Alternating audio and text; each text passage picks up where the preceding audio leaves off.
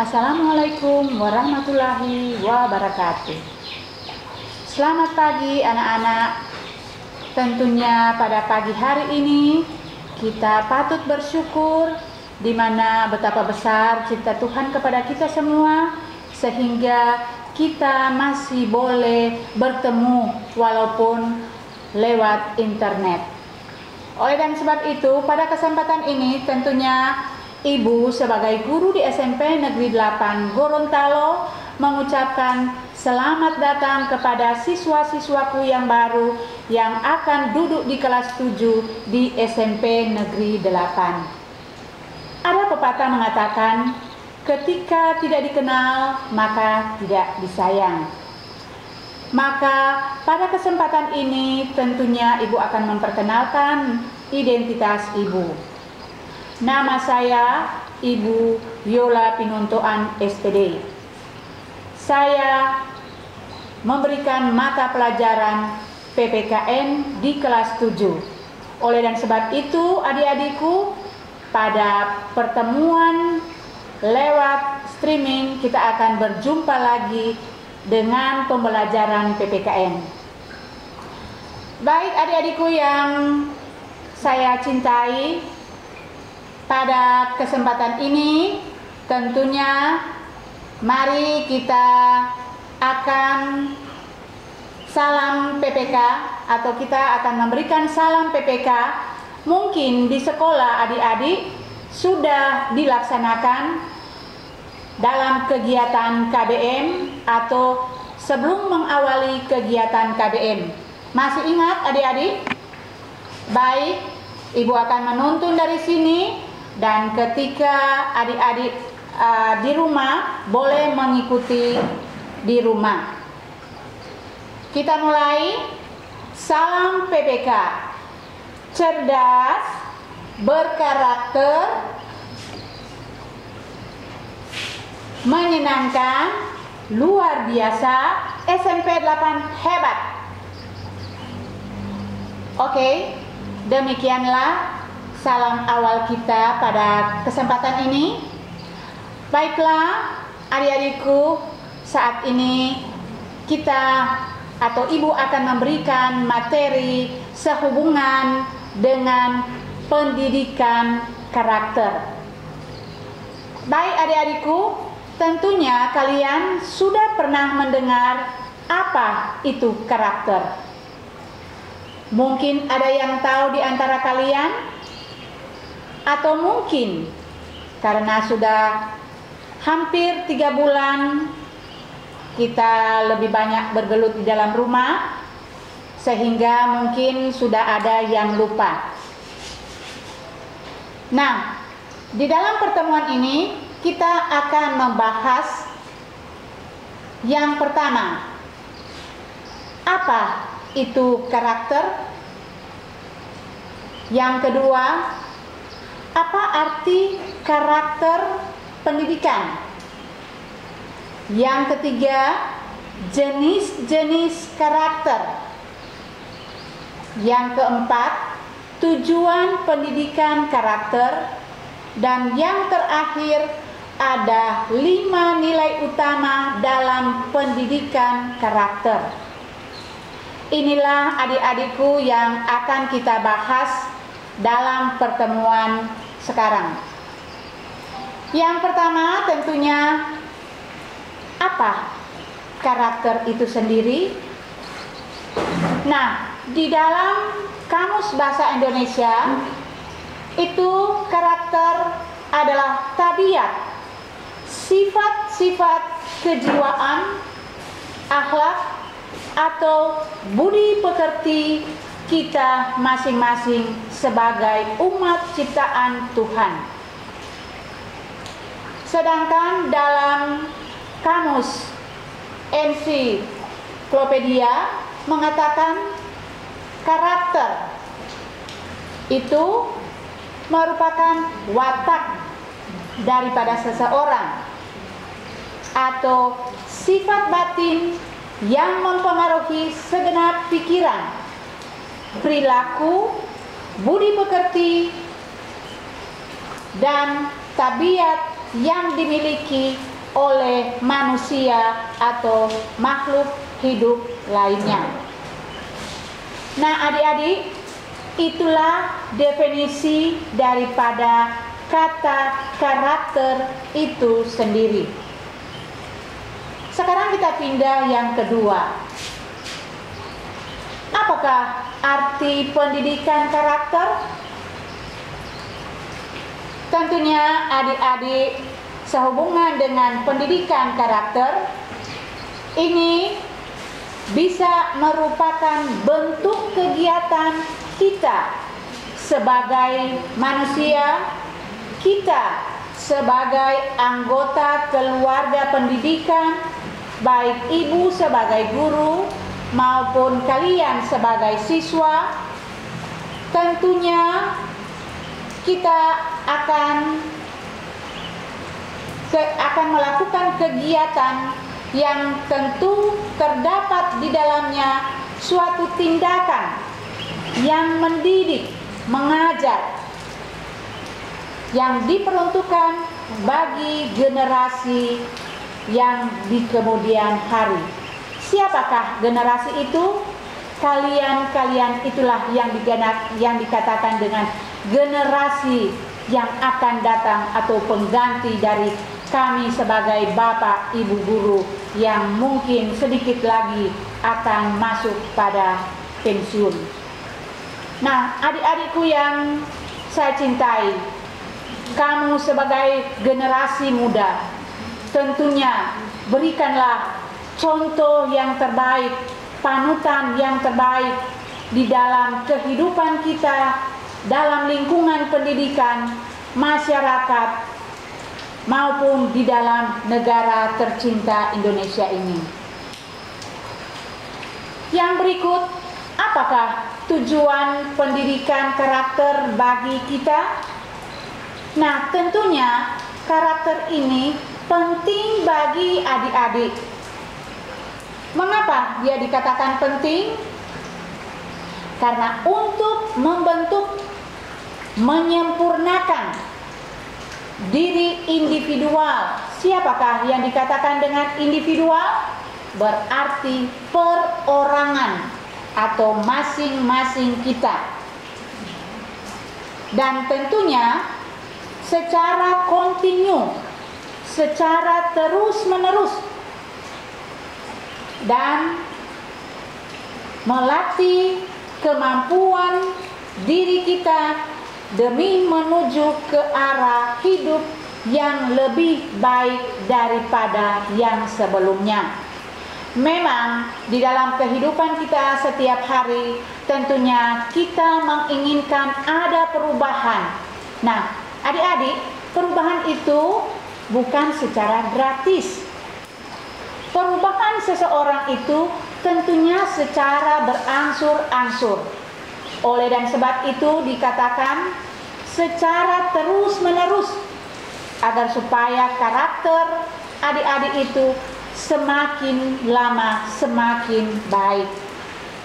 Berarti pendidikan karakter itu bukan hanya terlaksana di dalam bangku pendidikan atau di tingkat sekolah pendidikan lanjutan pertama, namun berkelanjutan. Adik-adikku yang saya kasihi dan cintai, kita pindah pada jenis-jenis karakter. Tentunya Allah sudah ciptakan kita manusia, ada perbedaan antara satu dengan yang lain.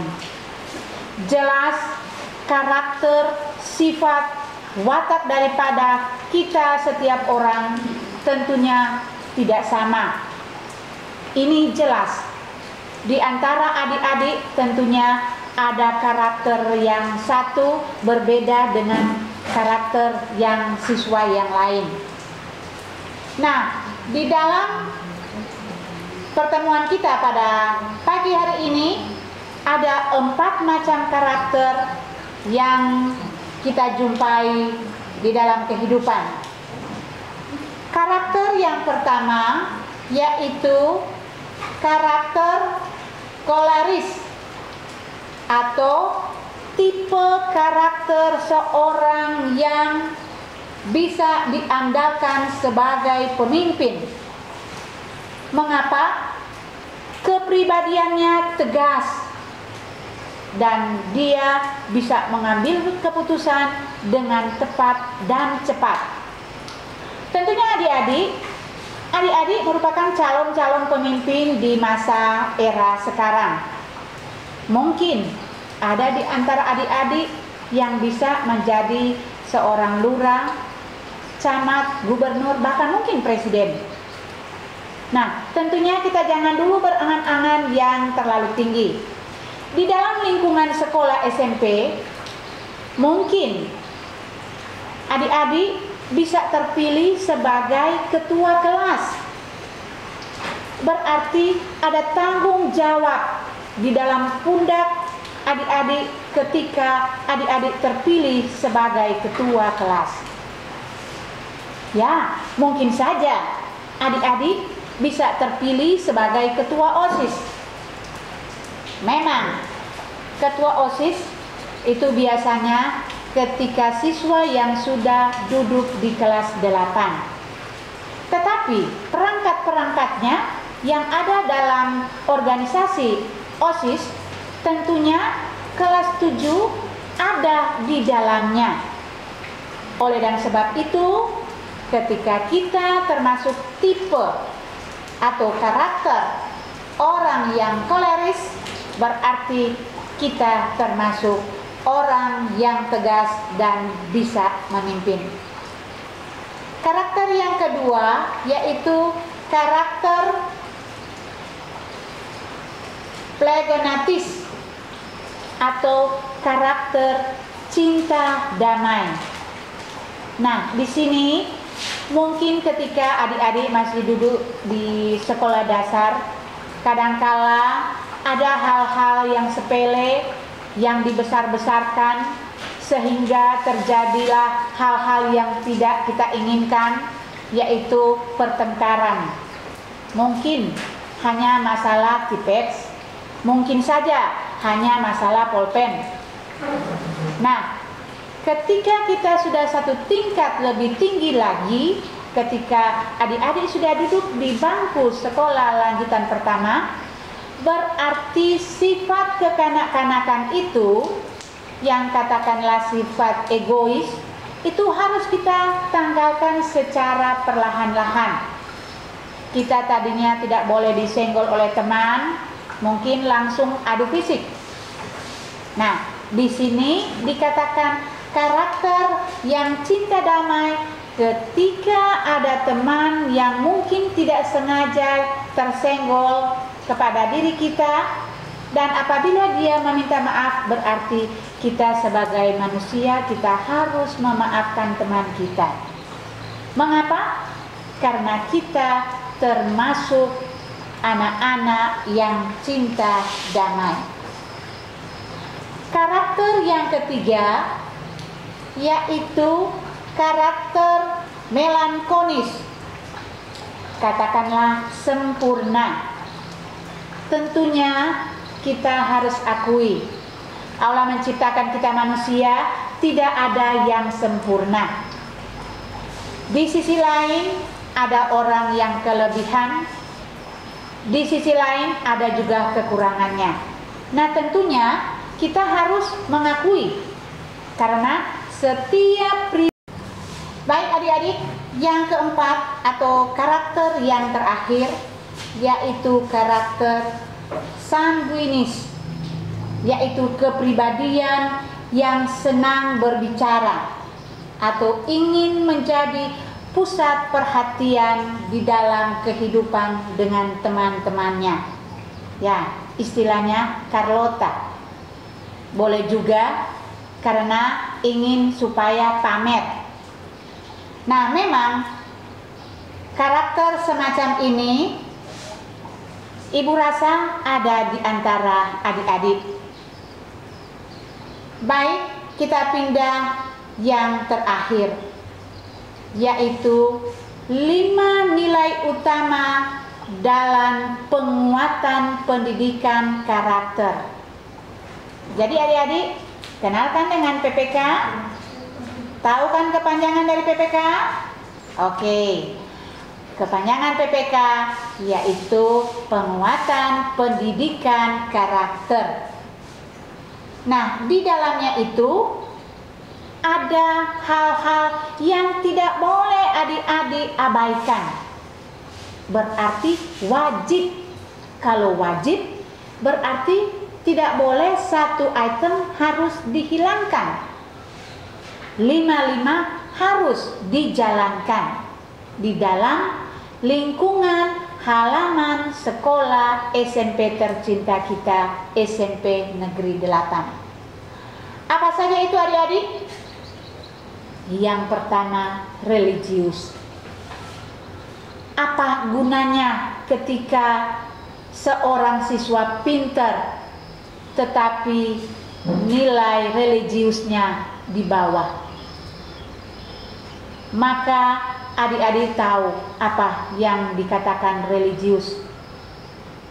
Kalau menurut agama Islam, menjalankan sholat 5 waktu, jangan hanya 2 waktu. Mengapa? Karena ini merupakan kewajiban. Jadi setiap mengawali kegiatan kita, jangan begitu bangun dari tempat tidur, ambil HP, bas status. Tentunya kita harus mensyukuri ketika kita bangun dari tidur masih bisa menikmati nafas. Karena ketika nafas Allah ambil di dalam tubuh kita, berarti kita tidak menikmati lagi hari yang baru. Oleh dan sebab itu, setiap mengawali kegiatan tentunya kita dahului dengan berdoa, bersyukur, di mana Allah masih memberikan kesehatan, kekuatan kepada kita. Hal yang kedua, religius. Hal yang kedua, nasionalis. Memang hal sepele ketika kita melakukan upacara bendera. Itu biasanya dilaksanakan pada setiap hari Senin. Dan mungkin di dalam kegiatan upacara tersebut itu bergilir pelaksanaannya. Jadi adik-adik yang sudah menjadi keluarga besar SMP Negeri 8 akan menjadi bagian petugas pelaksana di upacara bendera. Nah, adik-adik jangan menganggap remeh. Upacara bendera itu juga ada nilai yang terkandung di dalam mata pelajaran ibu, yaitu PPKN.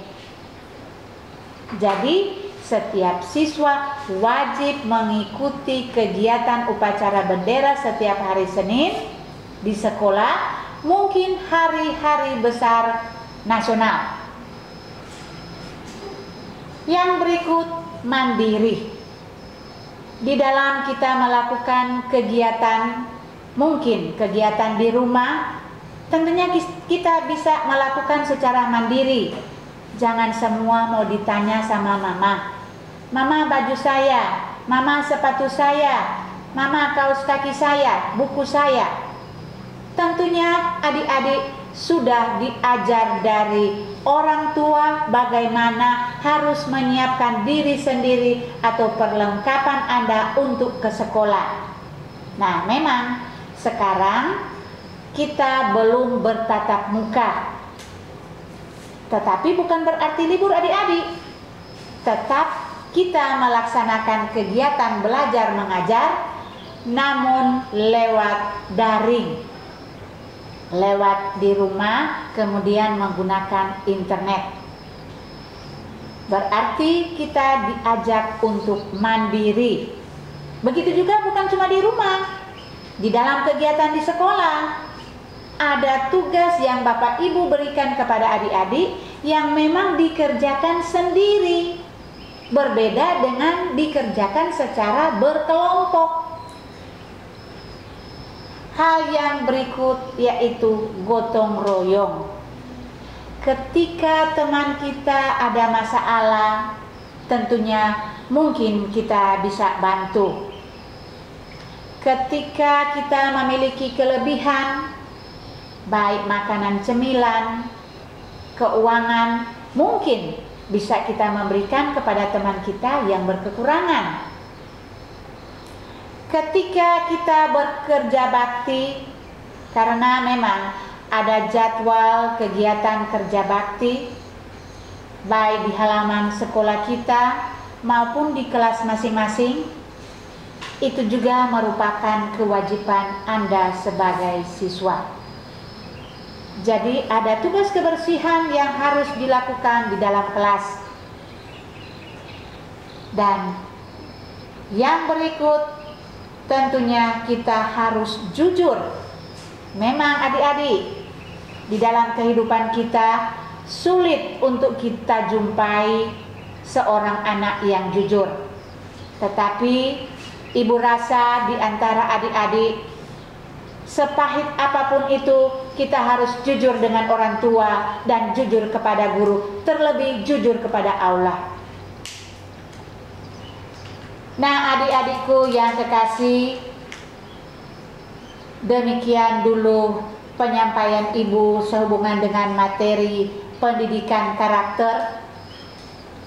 Dalam kesimpulan atau di dalam pengunjung pertemuan kita, tentunya kita harus tahu apa itu karakter itu sendiri.